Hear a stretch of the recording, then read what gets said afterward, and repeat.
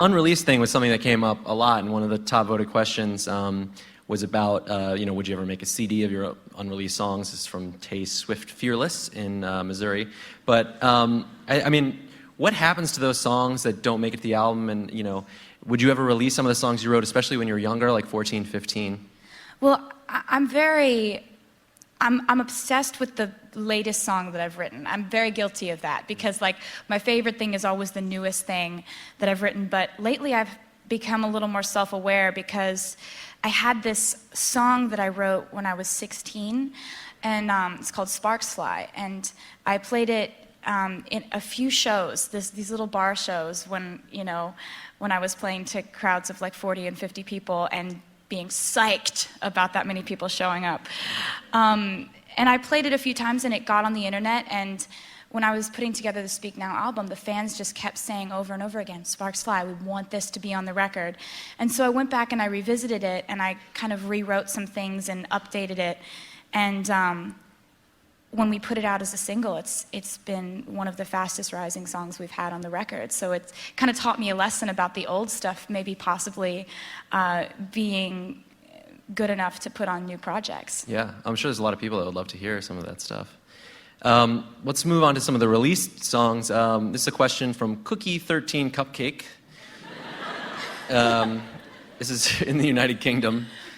This is going to be a long one. All right, so out of all your released songs, which song took the longest to write? I think that the song Sparks Fly, the fact that it technically was started when I was 16 and ended up on an album in sort of a different form in 2010, that took a while for it to turn into what it was going to be. So I'd say that was probably the longest developing song that I've ever put out, because most of them, and especially having written this entire new record without any co-writers, it all happened really fast because I'm very impatient. Like, if I don't have a song finished, I'll obsess over it, I won't sleep that night, and I'll just edit constantly to the point where I can't focus on a conversation, and everyone around me is annoyed because they're like, clearly you're working on something, just finish it. That one was a long time to kind of get where it needed to be. Cool. So let's talk about that co-writer thing for a second. As you mentioned, this album was all you, as far as for Speak Now. But you do often work with co-writers, and how do you decide if you're going to write a song with a co-writer or whether you're going to tackle it yourself? Well, there are a bunch of different circumstances that could bring about a co-write. If I'm writing for somebody else's project, that's always exciting for me. Like, I love to put myself in somebody else's shoes and, think about their style of music, incorporating their storyline, what they're feeling. It's really fun for me to do that. So I love, writing for other people.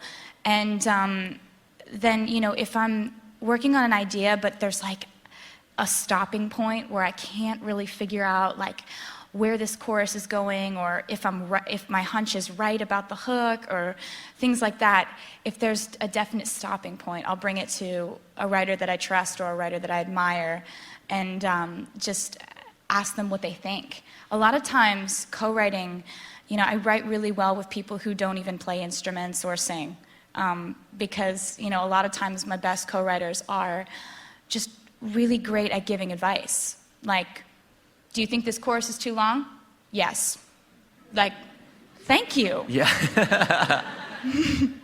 Is there anybody you're working with right now that you could talk about? Yes.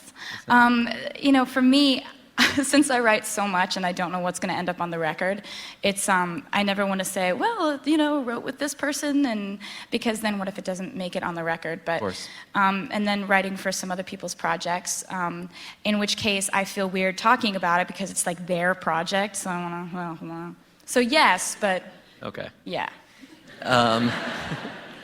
This was a popular, a lot of votes for this question. This is from Quadratic Formula in Michigan. It's appropriate for the Google. Wow. Do you sing your own songs in the shower? Yeah. Awesome. That's great.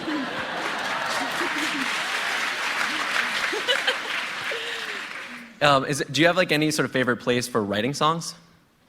No, actually. I kind of have become, you have to adapt yourself to a million different places to write when you're always on the road, because I don't have the luxury of saying, well, I have to be in this certain room at this certain part of town, and it has to be, you know, all one color tone, and there has to be smart water in there.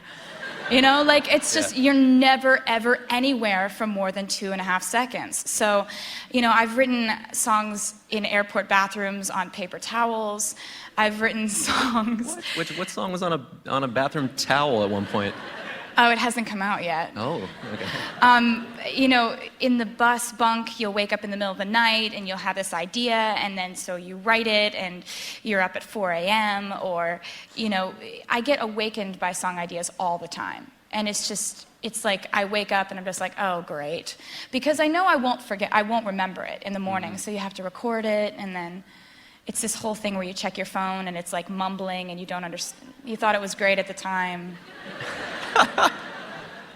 Yeah, actually, one of our Googler questions was about you recording songs into your cell phone. Is that something that you do regularly? Yeah, the ideas always end up in my phone because it has a great recording thing in there. And, you know, for me, it's like you just write whenever you can. And that's been really fun for me, because sometimes I'll walk into a hotel room and I'll be like, I've been here. I wrote back to December here. Like, it's fun because you have these memories of writing songs all over the world. Yeah, cool. So I know a lot of your songs are very personal songs, and a lot of your fans are very interested in that stuff. But this one came from Michaela K. in South Florida. Has any guy asked you not to write a song about him before you went on a date? Not at that point in the relationship. Because at that point, they're thinking that, you know, I would never have any reason to write a bad song about them. And then it's when, you know, when they start to, you know, treat me in a way that wouldn't reflect well on them in a song, if I were to be honest about it. Yeah. I've had a guy be like, you're not going to write about this, are you? I'm like, yeah, I am. I think that's interesting. That's a point in a relationship that you would have to have, is this is the part where I tell her not to write a song about me, you know? Well, and you'd think that they would decide that before asking me on the date, or before we become a couple, or before all this stuff happens. But it only occurred to him when it occurred to him that it wouldn't be a good song. I see. Do you always write about you know, people that you know? Yeah, because I feel like in a song, I love it when a song is a story and the story develops. And my favorite stories have really beautiful characters, and I feel like you can most accurately describe a character if you know them. One of my favorite songs that I've ever put out is called 15, and it's about my freshman year of high school, and it kind of chronicles my best friend Abigail and me, and the way that we went through our freshman year of high school and the lessons we learned. And that's kind of how I like to tell a story, is from the point of view of really knowing what you're talking about and knowing where you're coming from because you were there. Yeah. So let's actually go to another video, our first video question. And this one comes from Cleveland, Ohio. So let's roll it. Hey Taylor, I have a question for you. I know a lot of us can relate really strongly to your songs and your lyrics, and considering I've gotten choked up a couple of times just listening to your songs, I wonder if you ever get choked up on stage, or what you're thinking about when you're on stage. She's pretty. I'm really in it when I'm on stage, and you know, I go through a roller coaster of emotions when I'm performing my show, because these are all songs about people who have been in my life, who a lot of them, some of them aren't in my life anymore, and you know, sometimes that'll hit you in just the right way. And when an emotion hits you strongly, it doesn't matter if you're in front of 20,000 people, it hits you. And you know, for me, I'm in those songs, fully feeling all of it, until I hear the crowd start screaming at the end of the song, at which point I'm just like can't stop smiling, because my favorite sound in the world is the sound of thousands of people screaming all at once. It's a really amazing sound. And so I'm completely feeling all the sadness and frustration and anger and hurt, and then the crowd starts screaming, and then everything is right in the world.